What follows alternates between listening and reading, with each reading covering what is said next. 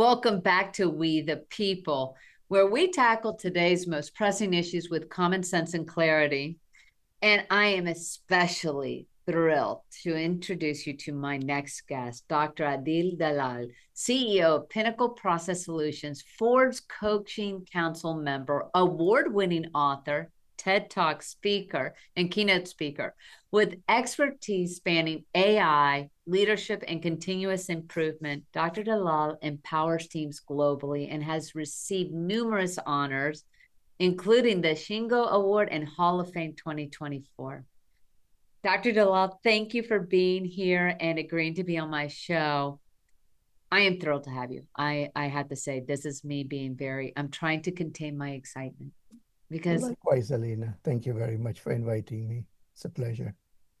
in a world where leadership often looks like is chasing titles, we're seeing some purported, I'm going to use air quotes, Yeah, leaders being more interested in being influencers than actually governing. And then there's the power and the profit and such. I would love to discuss and get your perspective on what today's leadership is turning into and how we can really rectify some of those leadership gaps. uh, you're starting off with a A very, hardball. very good question because this troubles me a lot. This is where my whole mission in life is to really create a new model of leadership. And that is why I have a show called A Superconscious Leader, because I really believe that today leaders are following the titles and power and position. And it is not about that. Leadership is not about that. Leadership is something very different. It is really about creating, first you have to pull yourself up. Leadership is an opportunity to get better and better as your team grows. So this is an opportunity which leaders are missing. And how you do that is through trust building with your team. And I'll give you an example from my early days. I was working for a medical company, and I was the manufacturing engineer, and thought I was really, could do a lot of things for my team. And they were going into the clean room, and what was happening was, uh, we thought there were some issues. So my new manager and myself went in one night after everyone had gone, and we started rearranging the furniture in the room. And we said, "Oh, this looks so great!" And we knew I'm a lean expert. I can, give them a way of better approaching a process. The next morning, I had 8 ladies standing in front of me, you know, really staring me down of how dare you go into our home and mess with our furniture. And I'm like, I I didn't know what to say. But I totally agreed with them. I realized, oh my God, I broke their trust. I broke their trust. And that is the first thing we need to do. And obviously I was trying to impress the new manager to kind of, hey, I can do all this, but I didn't understand that, hey, it is their home. You can't just go and barge in and make changes. That was such an important lesson, which I've never forgotten to this day. Whenever I make changes, whenever I'm leading a team, Alina, I'm always involving them. I'm asking them the questions. Do you think this would be a good way to go? And I'm telling you, that changes the whole game on leadership. You are part of the team. A leader is just, you know, trying to give them the direction, but it's the team that ultimately makes it happen. Hope that answers. And no, it does. And of course, I have a slurry of questions coming up, but it's also Sure. with your vast experience and looking at your journey. And you have, I mean, you're an accredited author, you're an expert in leadership. And as you know, I do a political slanted show. So we get to discuss some of that. But I for one look at, and it's easy to say, even obviously the big level congressional members, and even our president and stuff in the administrations. but even on a state level, Yeah.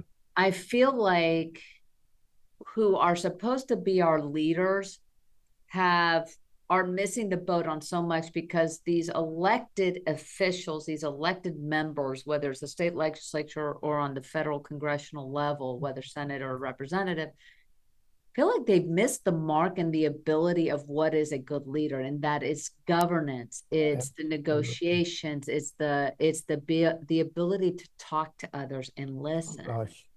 And as an expert on leadership and how to develop those skills, especially among younger people and such, how would you what do you think what's going on, what is happening to our current way of, it seems like everybody has a line in the sand and nobody's willing to cross over.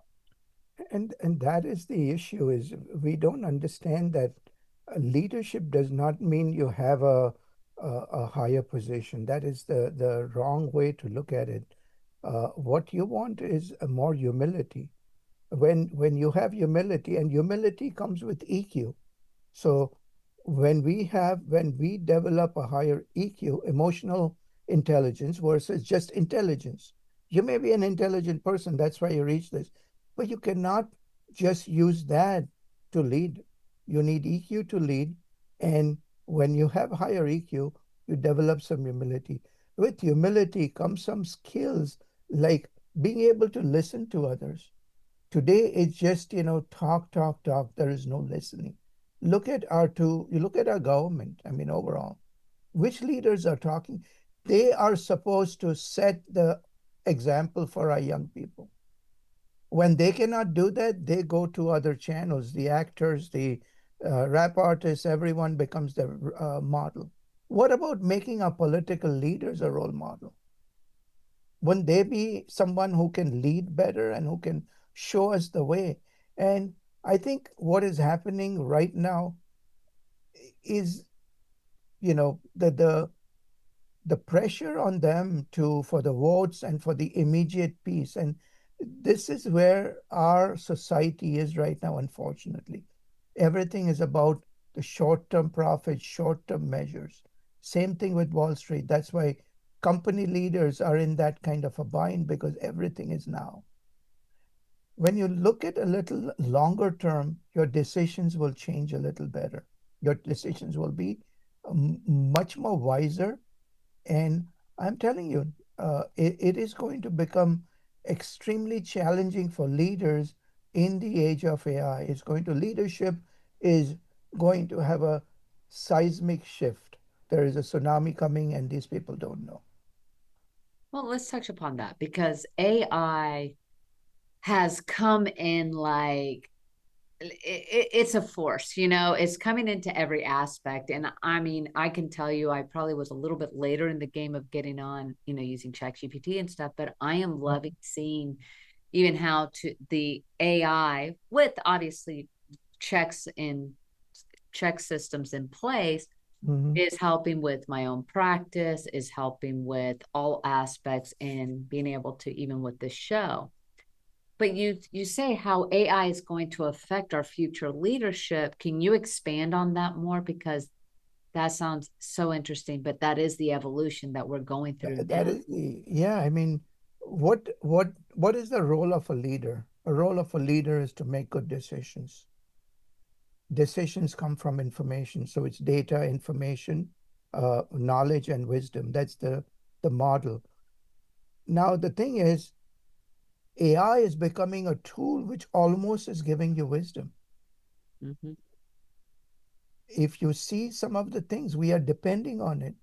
So, in my Forbes article, I've written there will be in future three types of leaders, Alina. One will be just technology driven. Those technology driven leaders will neglect human beings, will neglect everything. Focus will be let's make the best, machine and physical AI we can, and disrupt everything. And that kind of thinking will lead into weaponry and lead into things which will diminish humanity to no point.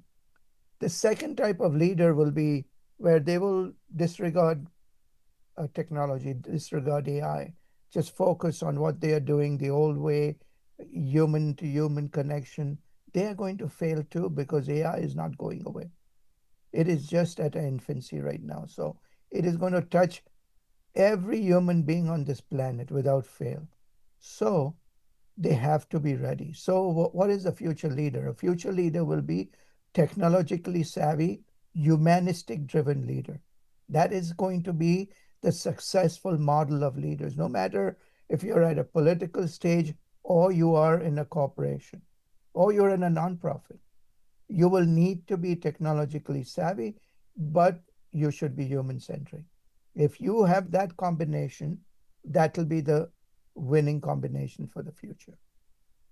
And I love that. And with that, we're going to take a quick commercial break and then we'll return to learn more about leadership, but also see what Dr. Dalal feels how the world leaders are using their power and their stage to advance our humanistic sides. Tune right back in.